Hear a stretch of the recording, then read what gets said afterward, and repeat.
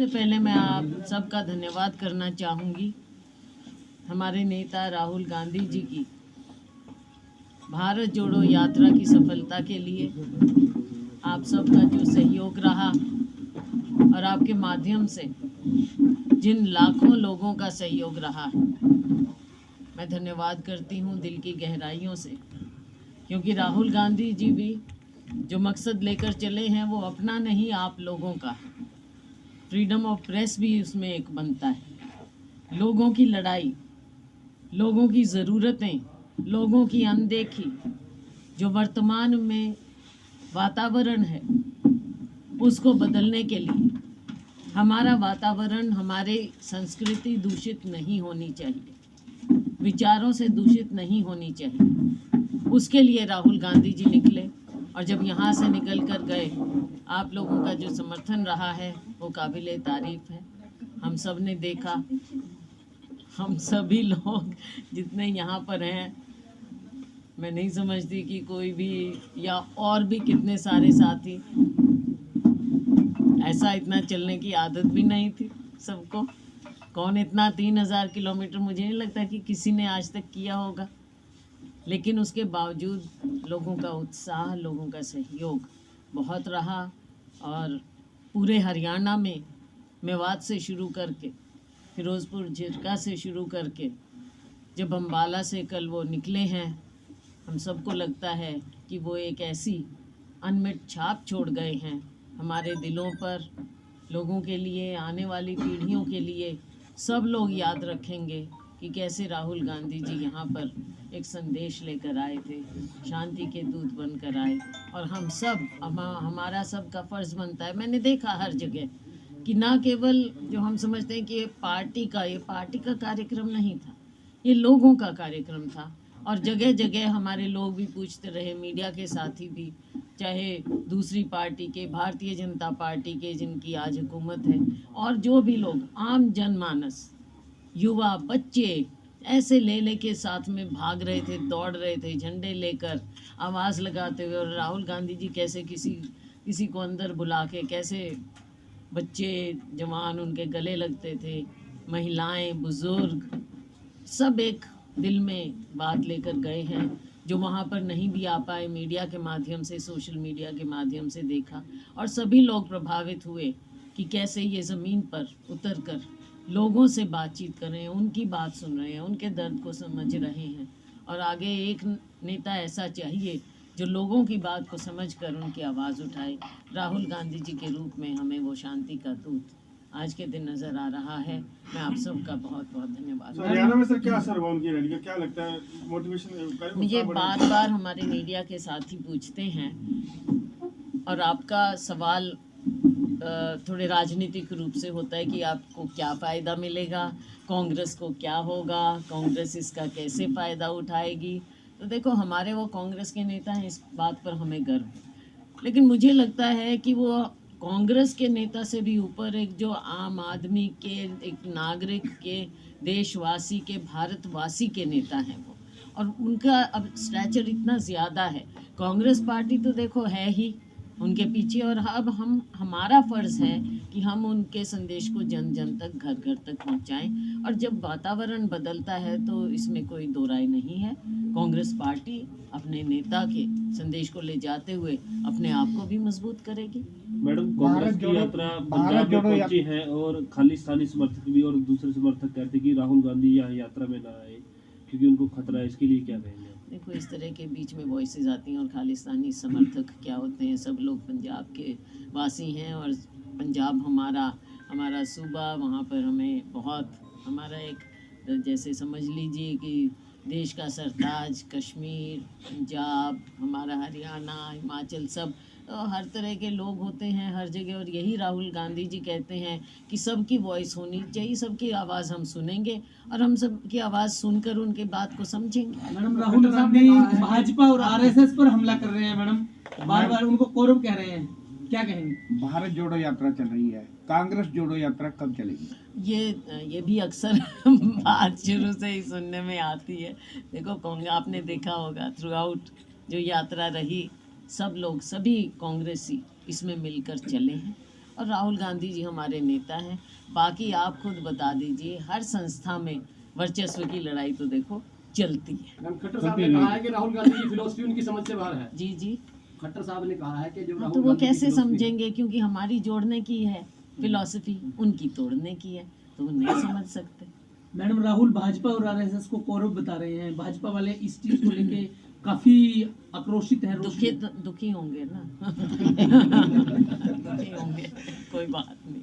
हमने तो जो पांडवों की लड़ाई थी, देखो वो एक अलग बात है, एक मिसाल है, और इसमें राहुल गांधी जी की बहुत ज़्यादा नॉलेज है इन चीज़ों की।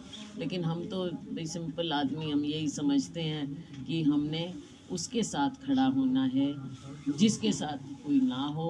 अब उन्होंने भी जब पूछा था कौरवों पांडवों से कि भाई कौन किसके साथ, उन्होंने सेना मांगी थी, उन्होंने कृष्ण जी मांगे थे। मैडम जी, जब जो राहुल कृष्ण गांधी जी उनके साथ खड़े मिले, जिनका कोई और नहीं। मैडम जी, राहुल गांधी जी इन मुद्दों को लेकर चल रहे हैं। अगर हम बात करें तो आप लोगों का शासन पिछले 10 साल भी रहा है, 2014 से पहले। वो तमाम चीजें हरियाणा में हमें देखने को मिली है, चाहे क्षेत्रवाद की बात हो, चाहे दलितों पर अत्याचार की बात हो, चाहे जो दो पूंजीपतियों की जब हम बात करते हैं, उन पूंजीपतियों को भी बड़ी कम दामों में जमीन दी गई हो, तो जनता आप लोगों पर कैसे भरोसा करे कि आगे इस तरह के ये जो मामले हैं वो देखने को नहीं मिले। देखो कुछ थी शिकायतें पिछली बार, मैं इसे इनकार नहीं करूँगी, और हो सकता है मुझे भी कुछ हों ऐसी बातें, लेकिन ये सब कुछ हिस्सा है क्योंकि हमारी बड़ी संस्था है। हमारा नेता राहुल गांधी जी का विजन आज के दिन आप देख लीजिए, राहुल गांधी जी का विजन क्या है, युवाओं के लिए है, सभी के लिए है। और जब वो बात करते हैं कि भाई कुछ लोगों के हाथ में ये नहीं होना चाहिए, ये आम जन के हाथ में भी, देश की जो संपत्ति है वो आम जन के हाथ में भी बंटनी चाहिए, और ख़ास तौर से जो हमारा युवा है उनके लिए राहुल गांधी जी का एक विशेष विजन है। और जो हमारा, आप समझ लीजिए, असहाय है, उसके लिए उनका खास विजन है। उनकी ये सोच है कि जो लोग डिप्राइव्ड हैं या शोषित हैं या जिन्हें मौका नहीं मिला, उनको मौका देने की ज़रूरत है। और समय समय पर देखो, समय बदलता है, जो 10 साल पहले रहा या उससे पहले रहा, उससे अगला बदला, उससे अगला बदला, और आगे जो पहले कमियां रही उससे हमको सीखना पड़ेगा, क्योंकि वरना हमारे हाथ से सत्ता क्यों जाती। हमें सीखना पड़ेगा, आगे वो हम दोबारा से वैसे गलतियां ना करें। मैम, प्रदेश अध्यक्ष की नियुक्ति हुए काफी समय हो गया, 4 कार्यकारी अध्यक्ष भी चुने गए हैं, अभी तक जिला स्तरीय संगठन कहीं भी नहीं बना। होगा आने वाले में, हमें उम्मीद कब होगा? होगा। काफी लंबा देखो मेरे हाथ में हो तो मैं कह दूं कल हो जाए। होगा, इस बार तो होना चाहिए, जल्दी होना चाहिए। मैंने खुद इस बात को माना था, पहले माना था, मैं अध्यक्ष रही, और मैं अपनी सबसे बड़ी कमज़ोरी यही मानती थी कि संगठन नहीं हम बना पाए। क्योंकि वर्कर, आपने देखा इस यात्रा के माध्यम से भी कि हमारे सभी वर्करों ने काम किया है। आज के दिन ओहदेदार तो कोई है ही नहीं, बिना ओहदे के काम कर रहे हैं। तो ये बात नहीं है कि सिर्फ ओहदे के मोहताज हों हमारे वर्कर, उनकी कमिटमेंट है कांग्रेस के प्रति, कांग्रेस के नेतृत्व के प्रति, और हमारी आइडियोलॉजी के प्रति। तो उसके साथ ही लोग जुड़े हुए हैं। ओहदे मिलेंगे, ज़रूर मिलेंगे, जो काम करते हैं उनको मिलने चाहिए, और जो समर्पित हैं, कांग्रेस के प्रति समर्पित हैं, उनको मिलने चाहिए। जो ओहदे मिलेंगे मैडम, जो ओहदे मिलेंगे तो उसमें कुछ कुमारी शैलजा जी का प्रभाव देखने को मिलेगा या? देखो इसमें ना शैलजा का ना किसी और की बात, मैं तो समझती हूँ कि जो काम करने वाले हमारे वर्कर हैं, शैलजा की क्या लड़ाई है? शैलजा की लड़ाई यही है कि हमारे जेन्युइन वर्कर्स को जगह मिले। और शैलजा की कौन सी लड़ाई है? शैलजा को कोई अपने परिवार की लड़ाई तो लड़नी नहीं है। मेरे कौन से परिवार की लड़ाई मुझे लड़नी है? मेरे तो कोई परिवार का ऐसे कोई, मेरी लड़ाई तो वर्कर की लड़ाई है, और वर्कर को जगह मिलनी चाहिए, यही बात होती है। इसी को आप गुटबाजी कह देते हो, इसी को आप कुछ कह दो। मैम, हरियाणा में खेल मंत्री संदीप सिंह का मामला चल रहा है, सीएम लगातार प्रोटेक्ट कर रहे हैं उनको, क्या कहेंगे आप?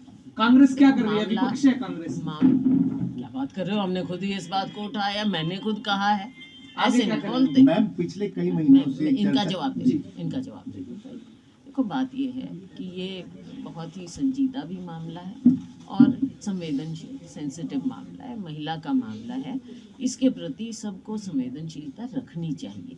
और अगर किसी को ये है कि गलत है, सही है, लेडी ने अगर किसी लेडी ने कोई बात कही है उसको गंभीरता से लेना चाहिए, क्योंकि हमारे यहाँ आपने देखा है महिला उत्पीड़न के ऐसे मामले सीएम के बहुत बयान पे ज़्यादा आते प्रतिक्रिया मैम, हैं। सीएम तो उस पर मैं यही कहूँगी कि अगर कुछ भी है तो आप निष्पक्ष जांच कराओ।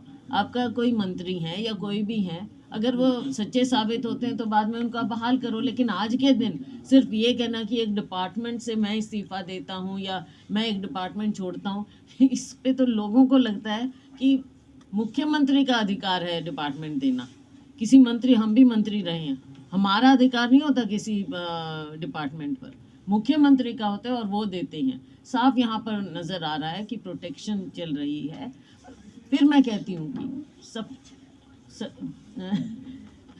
दूध का दूध और पानी का पानी होना चाहिए। संजीदा मामला है, उसको गंभीरता से लेना चाहिए। मैम, जैसे पहले अशोक तंवर पार्टी छोड़ गए, फिर कुलदीप बिश्नोई छोड़ गए, पिछले कई महीनों से चर्चा की किरण चौधरी भी भाजपा में जाने की तैयारी में है, देखो इस तरह की और बातें इन फैलाई पूरी जा भारत रही जोड़ो यात्रा में उनके बैनर भी कहीं नजर नहीं आए, तो नहीं, कहाँ नहीं, कुछ कितनी सच्चाई जगह है? नजर आए, हमने किरण खुद देखे, चौधरी के वो मैम खुद भी कुरुक्षेत्र आए थे यात्रा में कहीं और नजर उस नहीं दिन भी आए। वो बेचारे, किरण उनको चौधरी पता का नहीं किसी पूरे ने धक्का कुरुक्षेत्र मारा जिला या में क्या कोई हुआ, बैनर नहीं कैसे है। हुआ, वो गिर गई और मैं खुद उनको हॉस्पिटल में देख कर, कल उनकी बेटी भी हमारे साथ थी, परसों थे।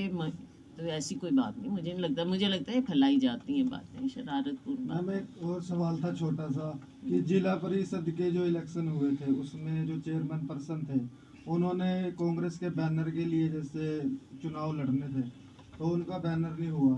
अब जो जिला परिषद उसके नगर परिषद के चुनाव होने हैं तो क्या उसमें जो है ऐसा कांग्रेस है, का कहीं ना अभी कहीं तक का जो मैं बता देती हूँ, मैं समझ गई। अभी तक का जो हमारा रहा है कांग्रेस पार्टी का, पहले तो हम चुनाव सिंबल पर नहीं लड़ते थे, लेकिन इस चीज़ को पार्टी ने लिया, गंभीरता से लिया, और हमने शुरुआत की कि कम से कम हम कॉरपोरेशन सिंबल पर लड़ें, और पीछे हुआ भी। उसमें मेरी सोच ये है और हमारे नेतृत्व की भी सोच ये है कि हम नीचे ज़मीन पर कांग्रेस पार्टी को मजबूत करते हैं। इस हिसाब से जब हमारा सिंबल घर घर पर जाता है, हमारा वर्कर मजबूत होता है। ये एक अलग बात है कि उसके बाद आप देखते हैं जैसे सरकार होती है, दबाव होता है और एंटी डिफेक्शन है नहीं, वो अलग बात नहीं है। लेकिन लोगों की इच्छा थी कि कम से कम हम ज़िला परिषद सिंबल पर लड़ते, पर फैसला नहीं हुआ। पार्टी का फैसला था कि हम सिंबल पर नहीं लड़ेंगे। तो अब बात वहाँ है, आगे क्या फैसला होगा वो आगे देखिए। मैडम, कुरुक्षेत्र में अपराध बढ़ रहा है, लगातार एक दिन में कई घटनाएं हुई। एक युवक के हाथ काट के ले गए, एक डॉक्टर की हत्या कर दी, उसके अलावा कई आपराधिक घटनाएं घटी, कानून व्यवस्था बिगड़ रही है, क्या कहेंगे? मेरे भाई, कुरुक्षेत्र की मिसाल है, दुखद मिसाल है, लेकिन ये चीज़ पूरे हरियाणा में हो रही है।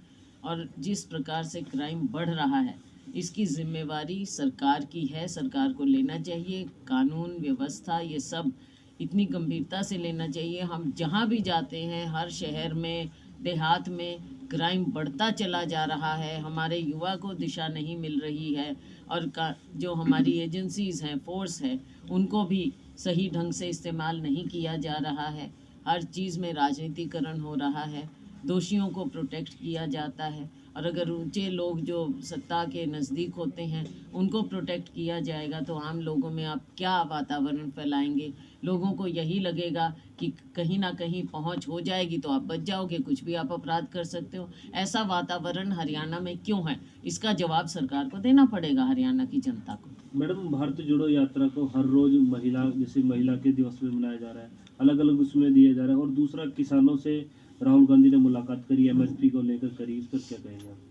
राहुल गांधी जी सभी से, जैसे कल एक इंटरैक्शन हुआ है जो हमारे पंचायती राज के अम्बाला में हुआ, जो पंचायती राज के हमारे प्रतिनिधि थे उनसे मिले, बेरोज़गार युवाओं से मिले, उनसे पूछा, इंडस्ट्री वालों से पूछा, किसानों से पूछा, तो तरह तरह के लोगों से राहुल गांधी जी मिलते चले गए हैं। सब ने अपनी अपनी बात रखी है, किसानों ने अपनी बात रखी। तो ये इंटरैक्शन से देखो, आगे आने वाले समय में जो पॉलिसीज़ होती हैं वो लोगों से जुड़ी हुई, उनके दर्द से जुड़ी हुई होनी चाहिए, ना कि ऊपर से नीचे। अब मैं आपको मिसाल देना चाहूँगी, जो ये परिवार पहचान पत्र, किसी के दिमाग का कोई ब्रिलियंट आइडिया कहीं आया है और ये लागू करना चाह रहे हैं, लेकिन आज के दिन अगर ये जो पहचान पत्र, परिवार पहचान पत्र से लोग पीड़ित ज़्यादा हो रहे हैं, दुखी ज़्यादा हो रहे हैं, तो ये कौन सा ब्रिलियंट आइडिया है?